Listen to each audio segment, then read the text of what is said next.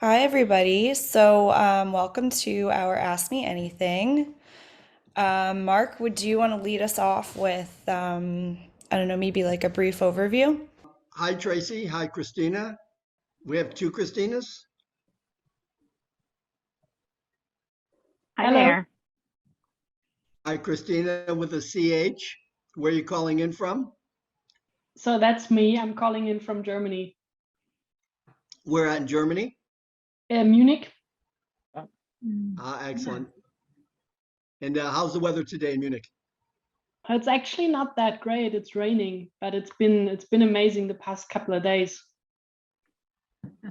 Just in time for the weekend, and just in time for Yes. the weekday. Well, welcome. Exactly. Thank you. Do you want to, Christina? Do you want to introduce yourself to the team? Just a little bit of background on who you are. So that's still me, right? Yes, that's still you with a CH. Perfect. Sure. So yeah, so I'm Christina. I'm working for Infineon, which is a semiconductor company in the area of organization design, actually. And I've been within that team for about a year now. Obviously very interested in the topic. And before that, I worked in strategy consulting for 2.5 years at Oliver Wyman. Excellent. Excellent. So Christina, if you've gone internal now with a semiconductor company, I'm assuming you have a pretty high interest in organization design. For sure. Yes, definitely. Excellent. Christina with a K. How about where are you? Why don't you introduce yourself to us? Hi, hello everyone. I am in the UK. I am in High Weald. And what do you do for a living, Christina? I have worked mainly for public sector organizations. And this topic interests me because obviously organization design and development is a huge issue for these type of organizations. Yeah, sure is. Sure is. Tracy Baker. Good to see you online. Tracy, you want to introduce yourself? Sure. I'm Tracy Baker. I work as an HR leader in Allegion. We are a global organization that focuses on securing openings in residential and commercial buildings. I currently focus on organization design and change strategy for Allegion. And I had the opportunity to participate in On the Mark's Masterclass earlier this year. It was a great experience. Yeah, and that's exactly why, Tracy, you and Adrienne, we asked you to join us and see if Christina, and anyone else who joins us has any questions about our upcoming masterclass in July in London, as well as our fall virtual masterclass. I think we're looking at September, October timeframe. Adrienne, any better on your connection? Yes, so can you hear me now? I don't think you can see me, but I think you can hear me. So good day, everyone. I'm Adrienne Bennett. I work for a company called Victrex.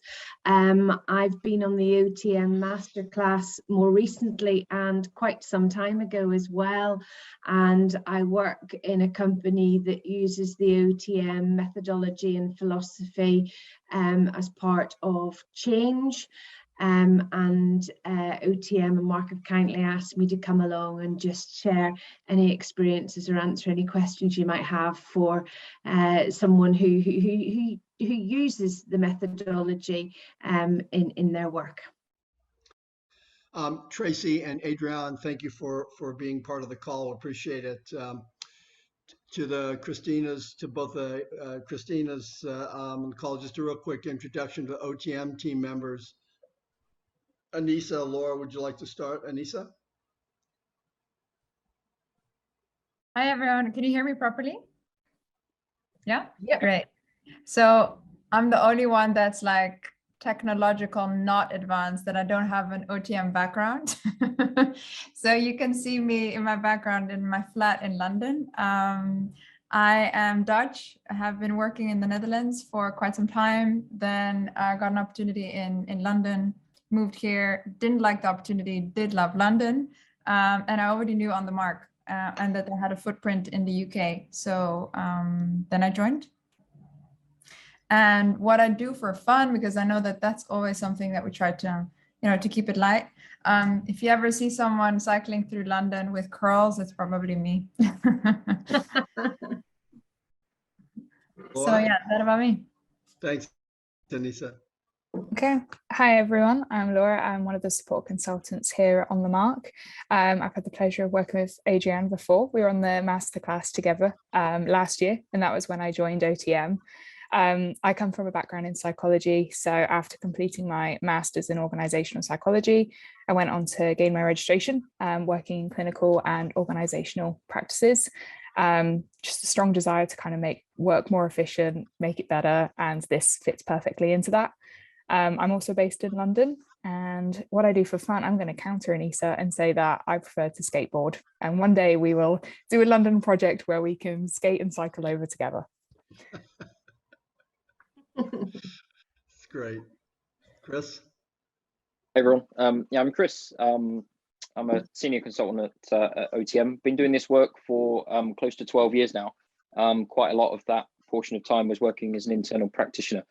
I did start my career in manufacturing, so Adrienne, I'm right there with you in terms of some of the design and change challenges in quite a high intensity and low cost environment like manufacturing. I'm having a whole bunch of fun at the moment, leading some work here with Anissa, Laura, and Mark on different projects. But in context of our masterclass, I'll be leading the masterclass with Mark in London for anybody that signs up for the session on the 11th to 15th of July. Erin Ball, would you like to introduce yourself? Yeah, I'm Erin Ball, and I am the digital marketing associate at On the Mark. I joined the On the Mark team a year ago, and I work in tandem with the team and Reagan, who is not here, but she is the demand gen director. So, yeah. Thanks for being here, Erin. Erin's out of the New York area. Yes. Just in case anyone's wondering. All right. This is a Ask Us Anything kind of related to the upcoming masterclass. So Christina, both Christinas, I'm going to start putting you, if you wouldn't mind, putting you on the spot and ask you what you would like to know about the masterclass. And of course, we have Tracy and Adrienne here who can talk about it from a delegate perspective while we talk about it from a delivery perspective. So either Christina, would you like to start? And you're both on mute, so maybe okay. Christina, you want to start with a CH? Yes, sure. So sorry, I just rejoined the meeting. Yeah, so for me, I guess especially important would be to get some insights on what kind of methodologies do you use, what kind of frameworks you apply. I don't know if you know about the work from Stefan Kühl, who's a German practitioner. What your opinion is about that, maybe? If it's aligned with what you teach as well, that would be very interesting for me. And yeah, so more the contact and methods approach. And yeah, exactly. Well, let's start there, and then we'll go from there. Chris, you want to take that on initially? You want to respond to Christina? Yeah, it's quite difficult to put a finger on one method in particular, Christina. What we've got is a methodology that's been built over 33 years with lots of input and influence from different scholars, academics, practitioners over the years. I guess central to a central component part of our methodology is built on a lot of the work from Jay Galbraith of several years ago. Mm-hmm. We call it our OTM Applied STAR, and it's really quite a rigorous lens that we look at in a business, particularly around the operating model. So not just detailed work around people and reward and org charts, but quite a detailed and holistic lens where we walk through an organization really starting from strategy. And we hop around the star in order to look at whatever a business is expressing in terms of its strategic intent. Then you take some clues about the work that business needs to be good at. And that's really where we start a lot of the masterclass, is around grounding in that central lens. There's lots of other sort of, again, theories and methods that have found its way into our methods over the years. Mark, I don't know if you want to sort of bring more of them to life than just the OTM star. Yeah, Christina, what I would say is I'm not familiar with Stefan's work, so I can't speak to it. But what I will speak to is and actually maybe we can hear from Christina and Adrienne about it from their perspective. A lot of people doing the org design work out there really talk about it from a strategic perspective and really bring it down to what do you do, how do you do it, how do you implement. And so I guess the one thing that I would say is our methodology is based on being very pragmatic, and it's step by step, but it's also, as Chris said, it's built around some of the original work by Jay Galbraith and others, but it also is built around collaborative theory and involving people in their own change work. So it's not a show and tell kind of management intervention, which is very important for you to keep that in mind as you're looking for how do you upskill. The other thing I think as background is we've stood up, developed close to 40 internal organization design practices. So as an internal practitioner, Adrienne will talk to this, you face a different set of challenges internally than you do as an external. And I think Tracy and Adrienne can talk to that. We will also address those things as being an internal change agent. What does that require? Tracy or Adrienne, do you want to add anything to any of the Christina's question? Or Tracy, you want to go? Sure.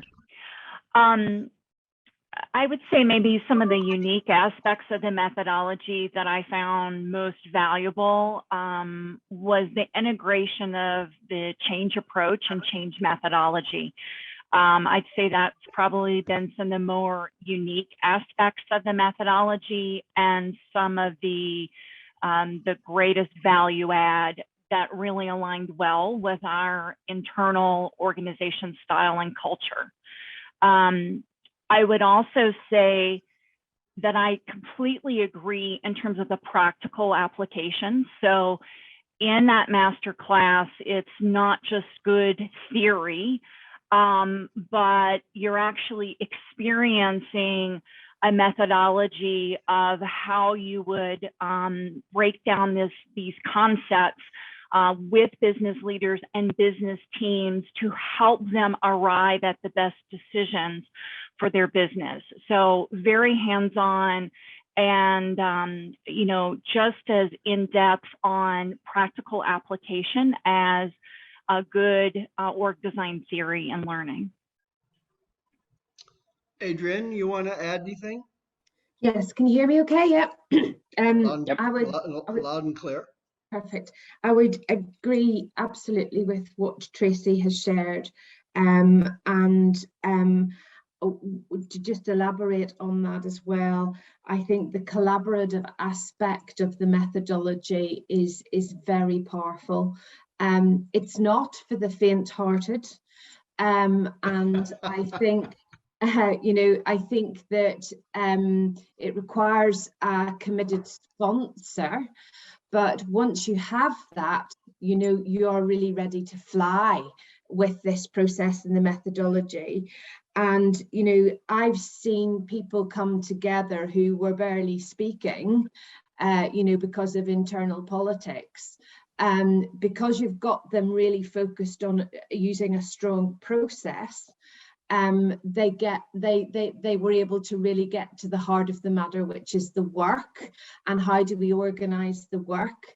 And it really helped them to move on. And on that basis, it therefore has, ramifications. It has consequences, lots of positive consequences for how people will work together in the organization going forward in terms of building those teams, because they've worked together to create it, and it's given them a vehicle with which to put maybe squabbling or politics aside, and that's not to be underestimated. Thanks, Adrienne. And just to round out that sort of cycle of answering your question, Christina, is nestled in all of those responses is, in the masterclass, we don't just preach theory, as Tracy says, we really get after so to Adrienne, to your point, we've worked with teams for a long time around where those sort of differences of opinion come from, where the politics, where the internal jostling comes from.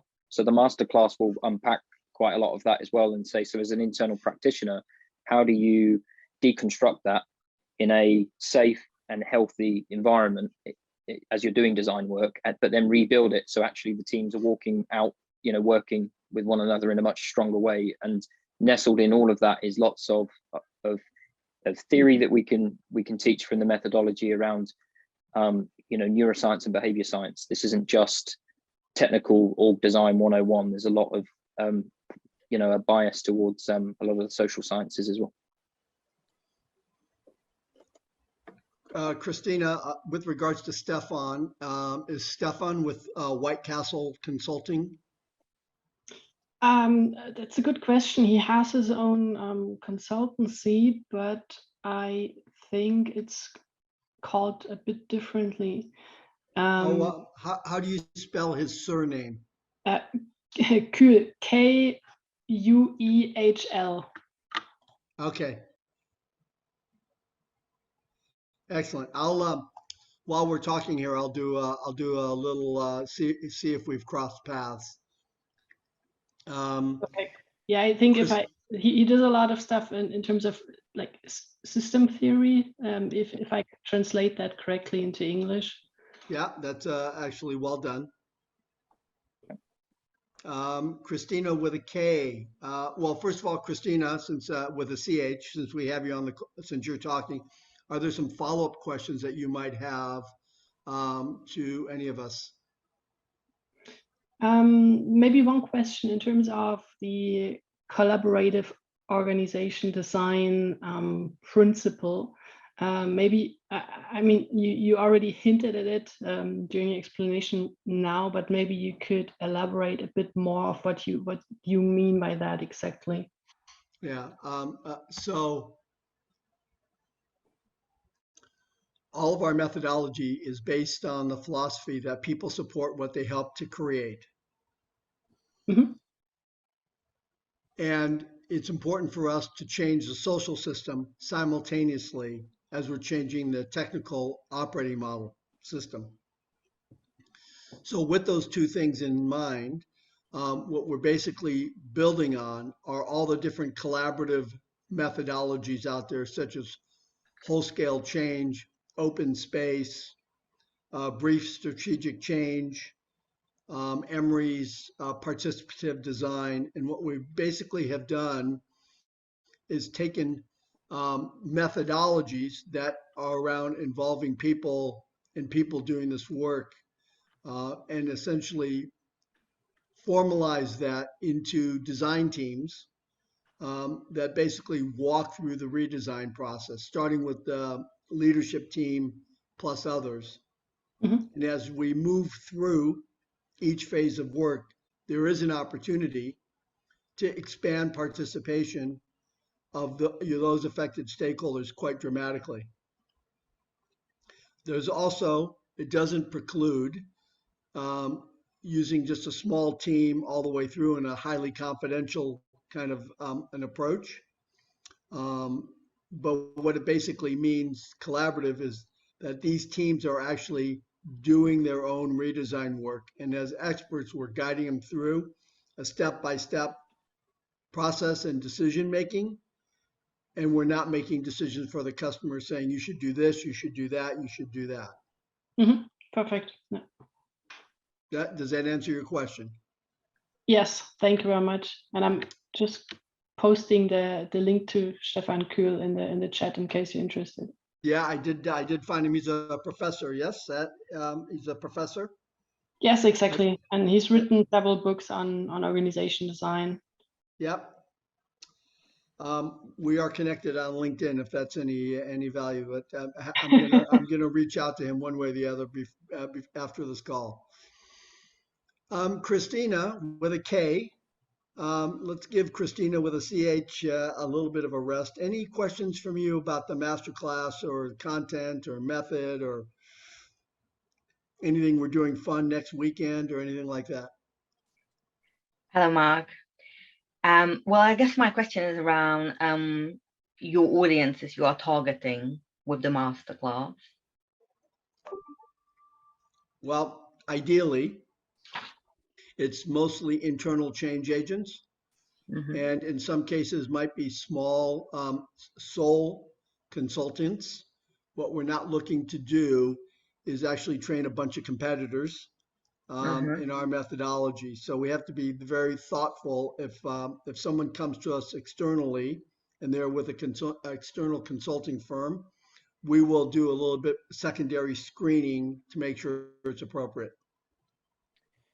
Okay. In terms of, Mark, just to build on what you've said, the masterclass that's in front of us, Christina, in July, we've already got people signed up from some different industries. Maybe I'd just bring that to life for you so you understand the diversity of people. We have people representing a manufacturing background, consumer goods, again, all internal practitioners so far. We have potentially some people that are interested in some government departments and the Ministry of Defence as well. So there's a nice spread between private sector and public sector organizations, and that's what we try and foster in the room as well. There's some cross-boundary, cross-industry collaboration. There's lots of myths in this work that it's far easier to do redesign work in a private sector business than it is a public sector business, which isn't always the case. And that's what we try and do, is create quite a rich diversity in the room so we can, if I call it, do some myth busting about some of the barriers in different industries, because there is a lot of similarity. And then one thing that we hope to be able to do for the likes of Adrienne, Tracy, you would have experienced this in the past, is hopefully that's not the only time that you meet as a cohort of practitioners, and you carry on your sort of relationships long after the masterclass, so you can bounce ideas and challenges off each other as internal practitioners. Anissa, anything you want to add? Oh, go ahead, Adrienne. No, I was just agreeing with Chris there about collaborating afterwards, yeah. The other question I have is why? So obviously there are providers, higher education providers, other type of providers who offer courses around organizational design and development. So I'm just curious. It's a really good question, Christina. Here's the way I would answer that. It's going to sound a bit arrogant, but no one has the depth and breadth of our organization design experience. There's a and the way we know this is, number one, is most of the practitioners on the Mark team on this call are on global boards in our industry, so we get to see who's out there and who's doing what. Exception obviously is Stefan, as our other Christina pointed out. But it wouldn't take long for us to find out what's out there. And we also do a lot of competitor analysis, training courses and what have you. And what I would say is no one has as comprehensive of a solution or integrated in terms of change work as what we have. Yeah. And you're going to have exposure to that, and you're going to get depth in practical solutions that you will not mostly get with other training courses. For example, the European Organization Design Forum does a pretty generic training course and has 3 or 4 different levels, which all of them, everyone on this team has contributed to developing and writing, but they're pretty generic. And you'll find with the Organization Design Forum in the US. I think what the things you want to look for is the depth and the breadth and the detail that you'll receive. And I think that's the thing you have to think about. And those are the questions that you should consider. Tracy or Adrienne, do you want to address any of that?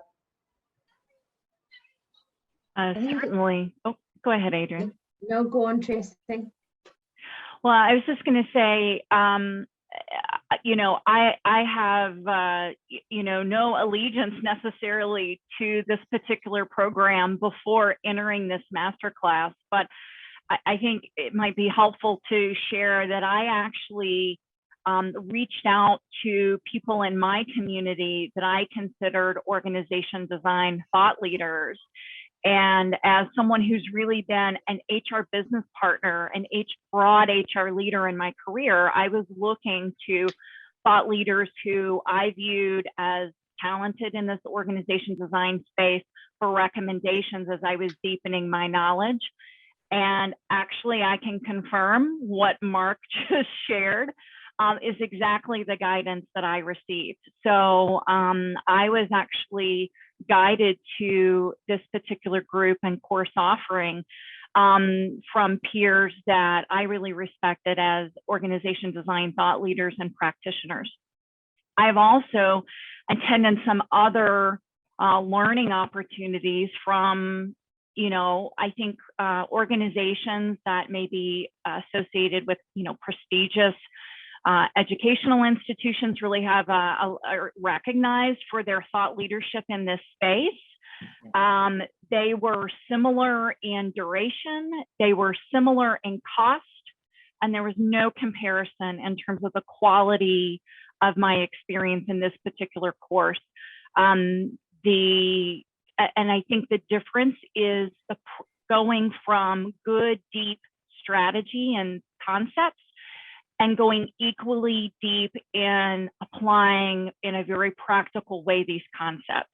So that's just a little bit of an outsider's perspective on that. Tracy, I think I just enrich that slightly as Anissa comes off mute because she's got her hand up as well. I'm jumping the queue. But Christina, I think one of the added things you got to think about in your sort of selection of lots of different providers that offer this is the level of confidence you've got to get your money's worth. And what I mean by that is come in with 100 questions that you want to put to me and Mark and Laura about our experience in doing this work. And again, at risk of sounding arrogant, we'll give you examples of redesign work that we've done in every industry, in every sector, in most countries in the world. The challenge with some providers is they'll talk very well theoretically about what org design is. They'll point to lots of deep, you know, historic references. Their challenge is helping you as a practitioner walk out of that room and apply it. And that's our sweet spot, really, is being able to do both of those things with a bias towards practical application and helping you really understand the genuine challenges that you'll face walking out of the room in trying to do org design as an internal practitioner. So just to build, Tracy, there on your point. Sorry, Anissa, I jumped in front of you.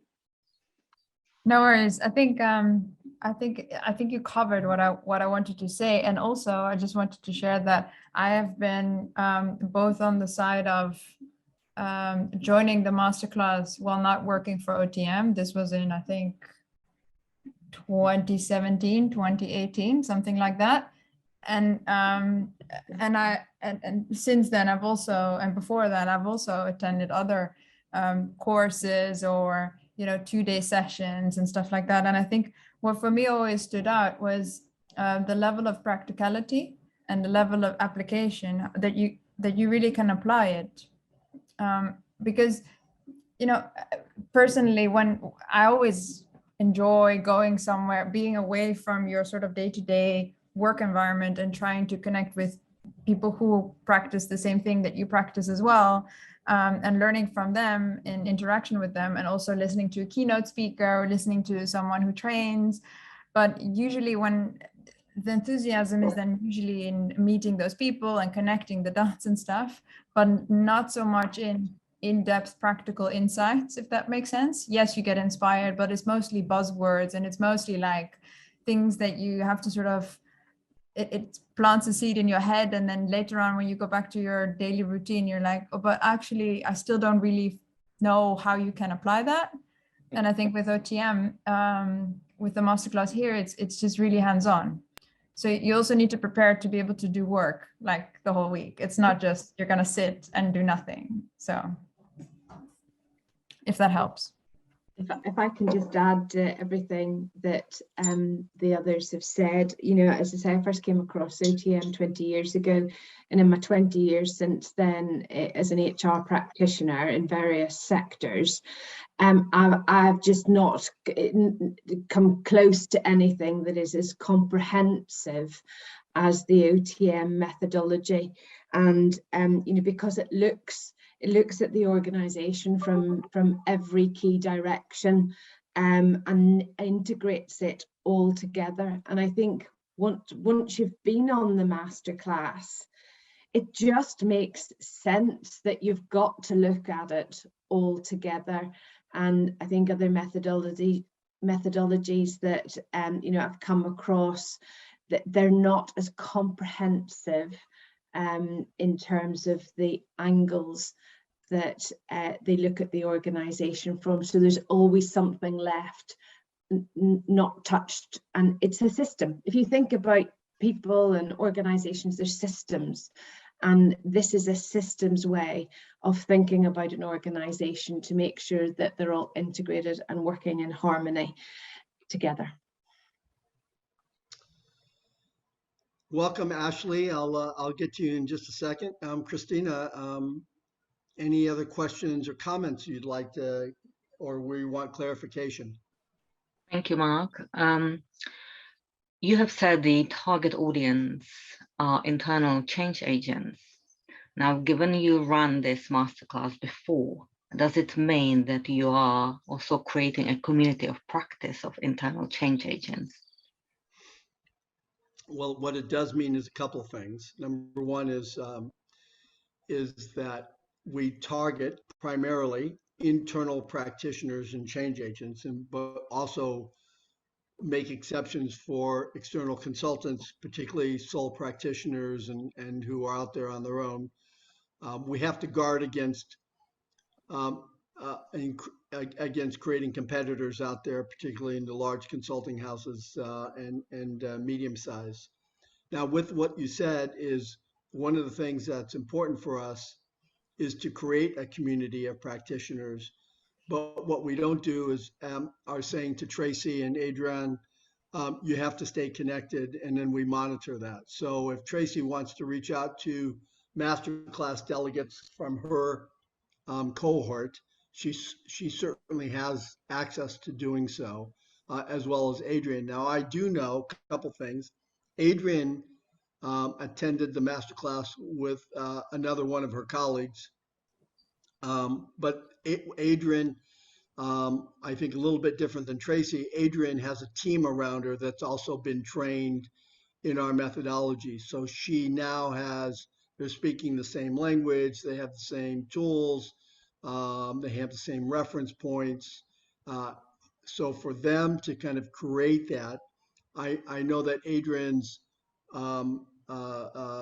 boss is very committed to using the methodology, as I trained her probably 25 years ago when we first trained Adrienne's boss. So we do encourage that, but what we don't do is there is an opportunity for us to create and nurture a cohort of alumni who've gone through our masterclass, and we do that, but not as formally as we should. Opportunity. Does that make sense, Christina? Yes, thank you, Mark. Well, you're certainly welcome. Ashley, welcome. Tell us who you are, Ashley, and tell us something about you. Yes, my name is, thanks, Mark. My name is Ashley Welty, and I recently just graduated from Bowling Green State University with my master's in organization development. And I had the opportunity to attend a workshop with On the Mark with part of my program. So I'm kind of just here to kind of learn some additional information and kind of go from there. Ashley, congratulations on your master's degree. It's a big deal. I hope you celebrate it appropriately. Yes, I did. Thank you. Okay, good. You're on the call here with several On the Mark colleagues, as well as two alumni from Masterclass past, Tracy Baker and Adrienne Bennett. And then you also have a colleague here, Christina, who's calling in from Europe and asking questions. So we're really in your hands, Ashley. How about what questions might you have to us with regards to information about the masterclass or anything else that might be top of mind for you? Yeah, I think you kind of gave us a little quick rundown in our little 3-day thing, but I guess I'm kind of curious. I probably won't be able to attend this masterclass coming up, but might be able to look for something in the near future. But what would I be expecting, I guess, versus a little bit more than what I previously learned on top of what the masterclass, I guess, kind of offers a little bit. If we look at the 5-day masterclass, or in the fall, we're doing a virtual offering on September and October, which would be over, I think, 10 or 12 3-hour sessions.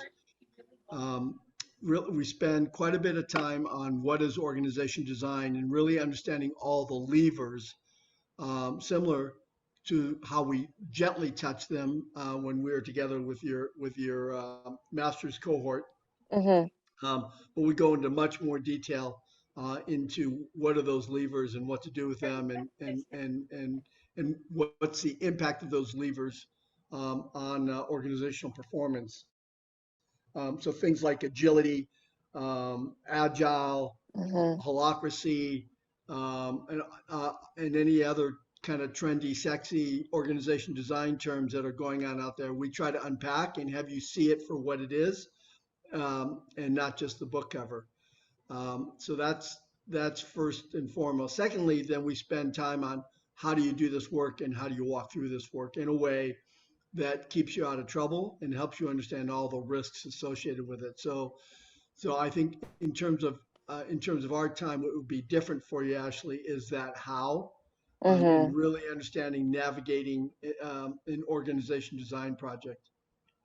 Okay. And Tracy and Adrienne, anything you want to add to Ashley's question? No, I don't think so, Mark. Thank you. That's helpful. Actually, Ashley.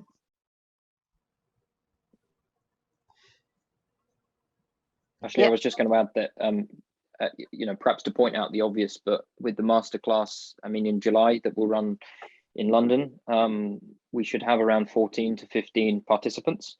One of the things that you'll get there that perhaps you didn't with Mark, with the two Marks and Aaron a few weeks back, is diversity of participation. And one of the core requirements for every participant is to bring in, an existing challenge in their business that they, would associate with org design in some fashion, whether it's big sort of enterprise level strategy issue or something that's in a business unit or a function.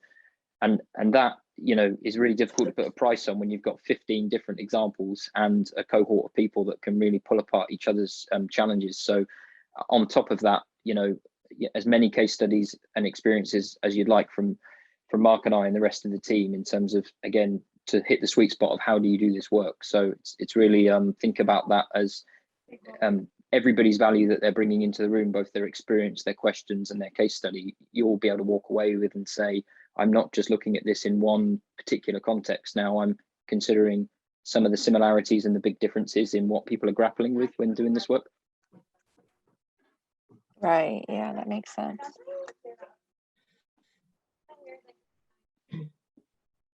I'm going to come back to Ashley and Christina. Anything else that you want to ask us while we're together?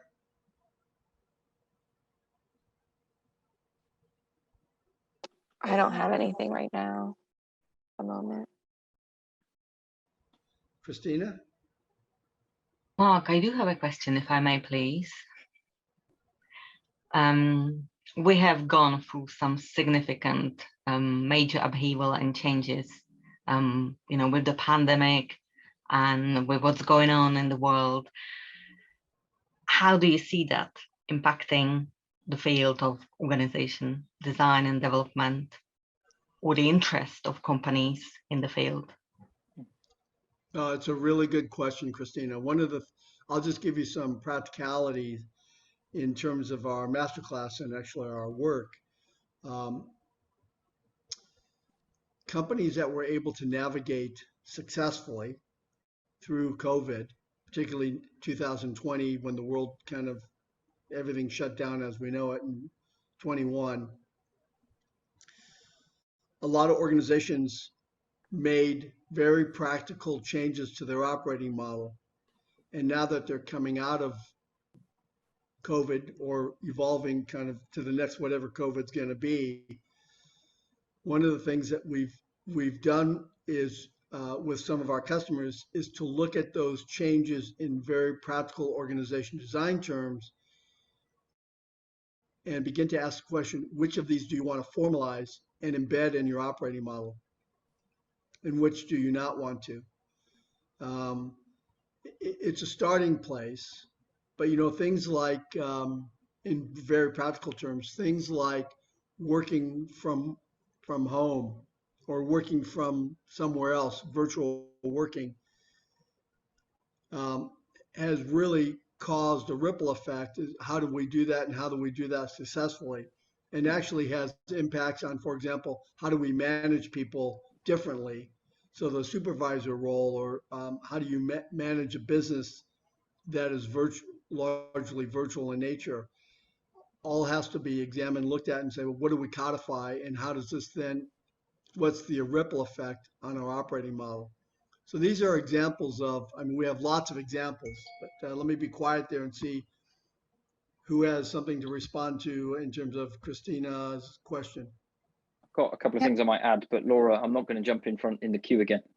I'll Okay, take my thank ticket. you. I'm waiting behind you. Yeah, I thought it was a really interesting point, and it kind of comes to mind recently, a project with a public organization, because I think this COVID change has really impacted change perceptions and people's openness and belief in their ability to change. For instance, this government trust we worked with, they're quite rigid and they're stuck in processes and policies, and that's just the nature of the work. But COVID really demanded a significant change from them in the way that they work, in the way that they operate, to cope with demand and just to kind of keep the day-to-day running. So they kind of forced through this big change, but it really opened their minds to, right, okay, actually this is a really good opportunity for us to change and redesign. And I think that's something that's important to keep in focus with this work, is that COVID's not just the negative. I think it's made a lot of positive impacts into flexibility and how organizations see that change. So over to you, Chris, in the ticket queue. I know, I'm now going to rip my ticket in half, because I think you've half said what I was going to say anyway. I think Christina, it's a great question. There's many different ways you can answer it. I, for one, am a bit disappointed with the wider global media attention on work from home versus work on site and hybrid working. I think it's only one angle to look at this in a sort of a post major event way. There's questions like, well, how do we prepare ourselves for the next, black swan event, the pandemic equivalent, which I think again is the wrong question to answer in terms of, could anybody have seriously foreseen such a big event? Maybe not, but it does put the spotlight on how organizations sense a pattern of events, smaller events that could add up to a requirement to change, and be more proactive in the short to medium term changes, rather than waiting for a big event like a strategy change or a global pandemic or a global supply chain issue, or Brexit, if you're here in the UK, in terms of major changes with how we work as a country. So that's one thing I'd say, is how has it put a spotlight on an organization's ability to sense change? We don't need to be able to see into the future that far to say, well, actually, there's a pattern of events that happen all the time around an organization. What work is involved in sensing that? What work's involved in making sense of it and then deciding where to act? It's not the CEO, it's not the managing director. If you take any public organization, like Laura said, there's sometimes, you know, hundreds, if not thousands of people in the workforce that have eyes and ears, and sort of making sense of those observations, I think is pretty key. The final point I'd make, given that you described your sort of experience working across different public organizations, government departments, is what have we learned? What have those organizations learned about how they respond to change? I think if you look at any one of them, it's not going to take much to realize that they had to throw two things at the change. One is money and one is people. And the question is sustainability. Is that sustainable for every time a business needs to change? As we ask people to work harder or longer, you know, do more of the same but faster, or by throwing money at it? And if you look at the NHS in the UK, if you look at major government departments like the Treasury, you know, there's a big financial bill to fit for the pandemic. So there's lots of questions that I think a business would ask in its operating model to say, how do we do that in a more sustainable way without throwing money and people at the challenge? Lastly, I would add, and I think it's, I would say this, is that a lot of the changes that we've seen that were deeper in nature, that we see less in the media, is around governance and decision making, and the importance of being able to be agile in terms of its response to what's going on externally. Any company, we've spent a lot of time in looking at governance models, decision making, authority, and how does that have to shift in response to what's happening today. So there's lots of levers, organization design levers, that have to be pulled to really be responsive to the pandemic. And the key is, how do we help our customers codify that and then embed it into their day-to-day ways of working. Adrienne or Tracy, anything you want to add? Well, I was just going to add something. It was very similar to your last point there, that the methodology gives the way for organizations to holistically consider those sorts of changes that have come about in a structured way, as opposed to just, you know, an isolated solution that isn't connected to other aspects of the success of that way of working. So again, you know, it's that kind of system approach to it. And one thing I would just add before we finish, it's not directly related to that last question, but I don't just use what I learned on the masterclass when I'm doing organizational design. I use it every day in every aspect of being an HR practitioner, because it really is, it's so much about people and organizations. I use snippets of it all the time. It has absolutely benefited me more broadly than just when I'm doing org design work specifically.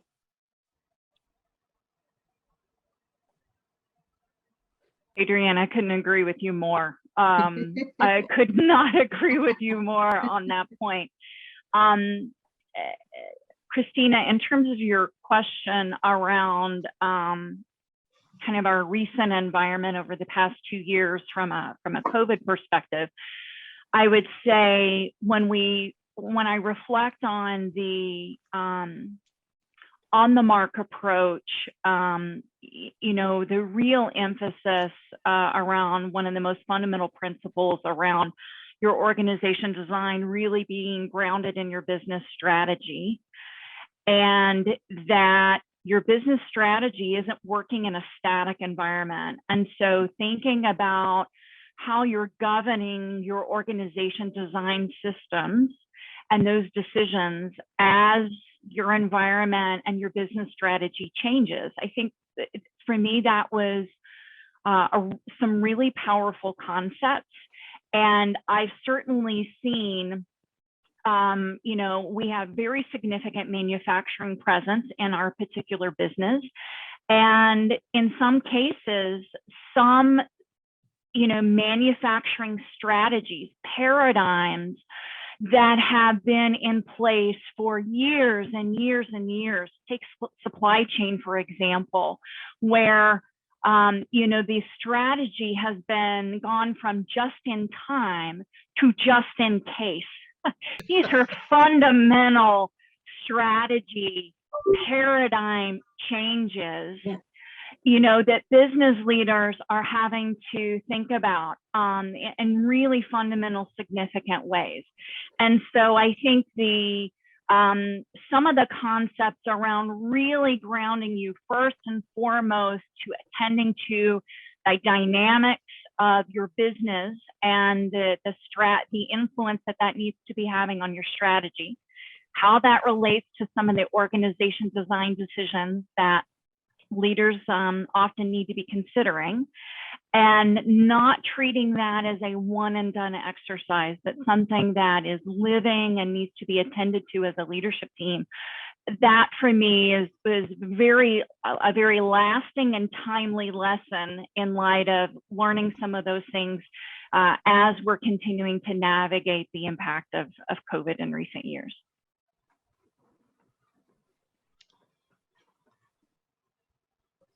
Is that helpful, Christina? Yes, thank you. You're certainly welcome.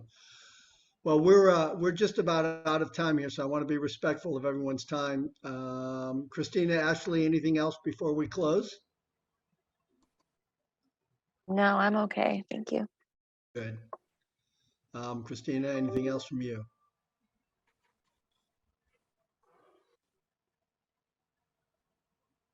Christina with K, I just want to say thank you. I wasn't sure what to expect. And it was just really nice meeting you all. So thank you. Well, you're welcome. Thank you for joining us, Christina and Ashley.